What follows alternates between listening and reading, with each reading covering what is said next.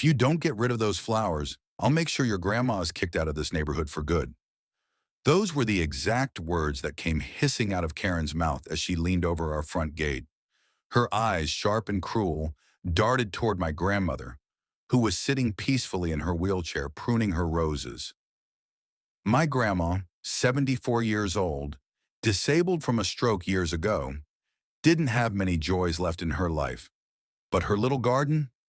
That was her world. Rows of roses, daisies, and tulips she tended to with trembling but determined hands. It was the only thing that kept her going, the only thing that gave her peace after losing my grandpa. And Karen knew it.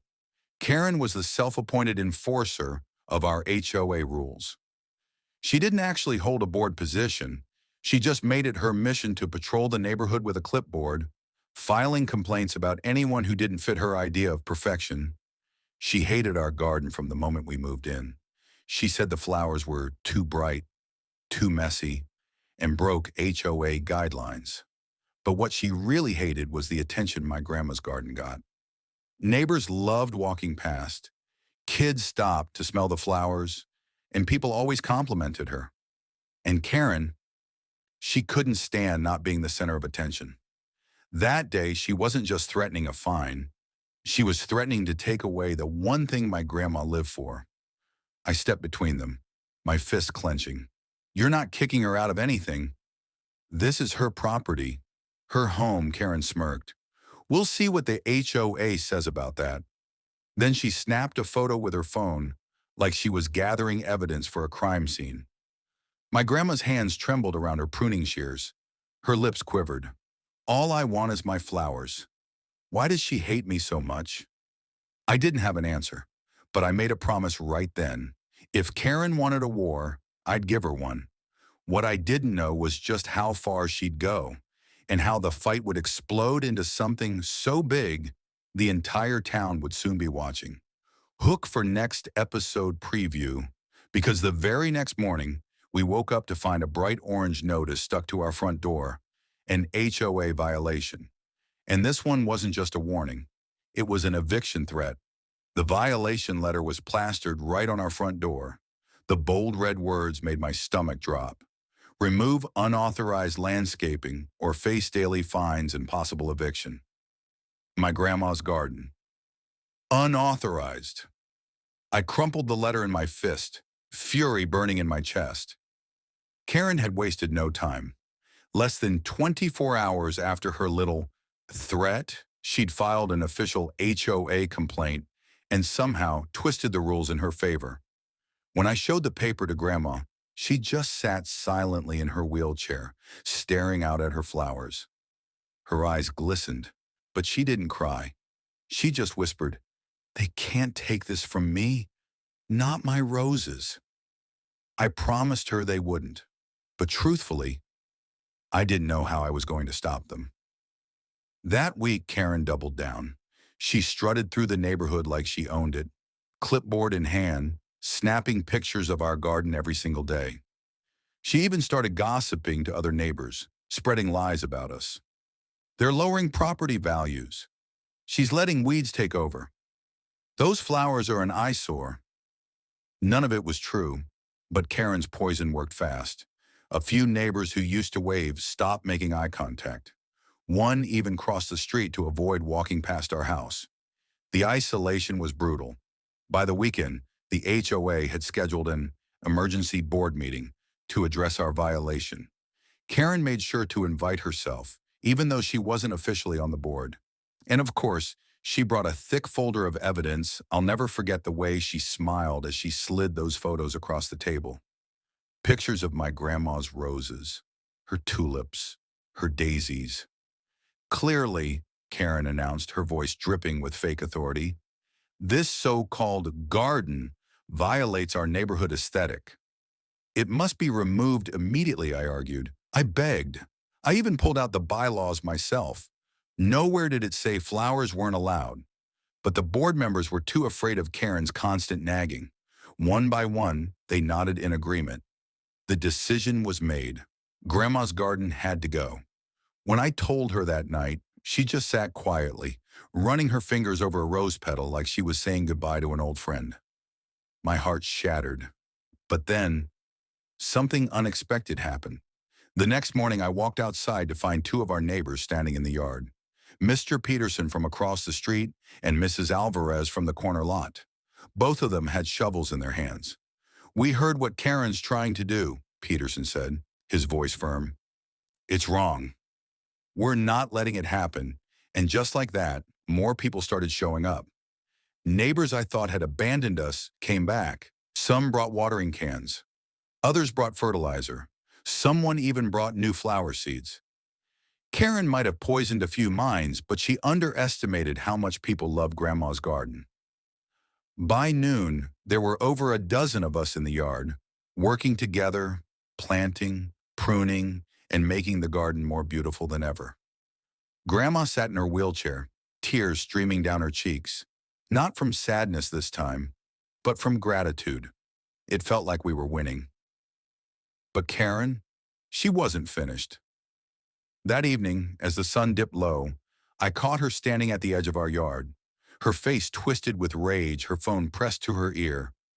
I heard her hissing words into the receiver. "Yes, I want to report an ADA violation. She's not supposed to have that ramp, and the garden blocks the walkway. Yes, it's unsafe. Get the cameras down here tonight." My blood ran cold, because Karen hadn't just called the HOA this time. She had called the local news, and by the next day there would be cameras rolling in front of my grandma's flowers. And she thought it would ruin us.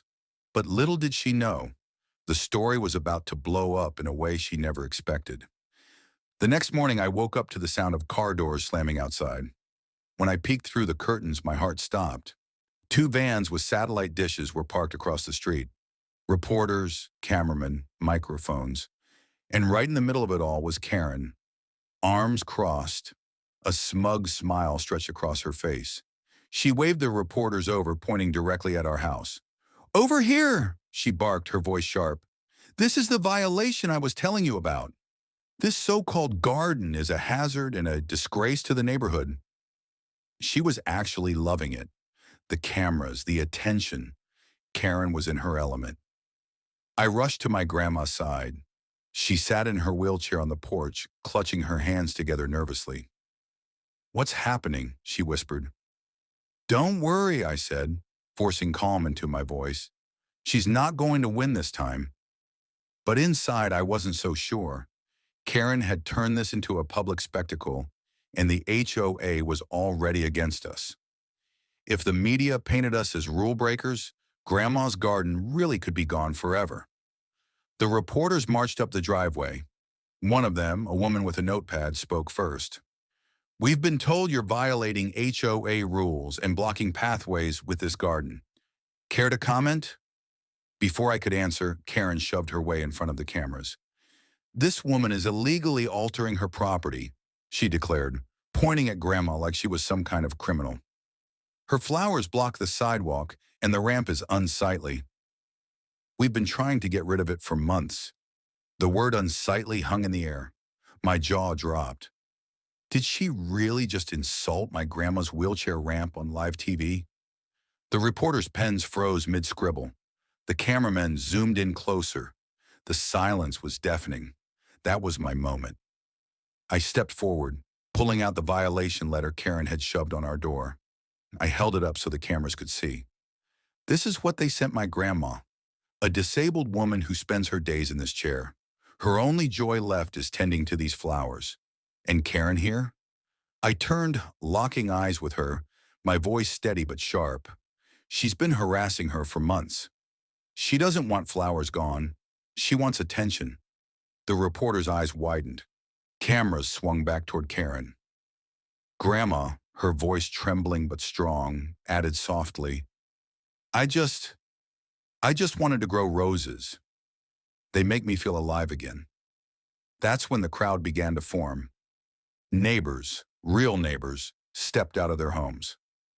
One by one, they came to our yard, standing behind us. Mr. Peterson, Mrs. Alvarez, families, kids, people holding watering cans and gardening gloves. And then, the kicker, Mrs. Alvarez turned to the reporters and said, "Karen's the one making life miserable here, not this garden. We love these flowers. They bring beauty to the whole street." The cameraman captured everything. Karen's face went from smug to pale in seconds. She sputtered, trying to regain control. "No, no, they're all lying. This garden is—" But the reporters weren't listening to her anymore. They were interviewing neighbors, filming the flowers, taking close-ups of my grandma's trembling hands as she stroked her roses. By evening, the segment aired on the local news. The headline: Community rallies behind disabled grandma after HOA tries to remove garden. The story spread like wildfire. Social media lit up with outrage. Comments poured in from all over the state. People weren't siding with Karen. They were furious at her. The very next week, the HOA board called another meeting. This time, the room was packed with neighbors. And when Karen tried to speak, she was drowned out by boos. The board had no choice. They voted to let Grandma keep her garden, permanently. And Karen? She was officially banned from attending board meetings ever again. Her power was gone. That night, Grandma and I sat in her garden under the soft glow of the porch light. She looked at me, her eyes shining. "You fought for me," she whispered. I shook my head. "No, Grandma. We fought for you. The whole neighborhood." She smiled and leaned down to brush a rose with her fingertips. "Funny, isn't it? Karen wanted to destroy this garden, but in the end, it brought everyone together." The camera crews were gone. The reporters had moved on. But the story lived on in every neighbor who now stopped by to say hello, to water a flower, or just to sit with Grandma among her roses. And as for Karen, she could only watch from behind her curtains, seething in silence while my grandma's garden bloomed brighter than ever. Because in the end, Karen didn't just lose the battle. She lost the one thing she craved most: control. And Grandma? She won something far greater than a garden. She won her peace back.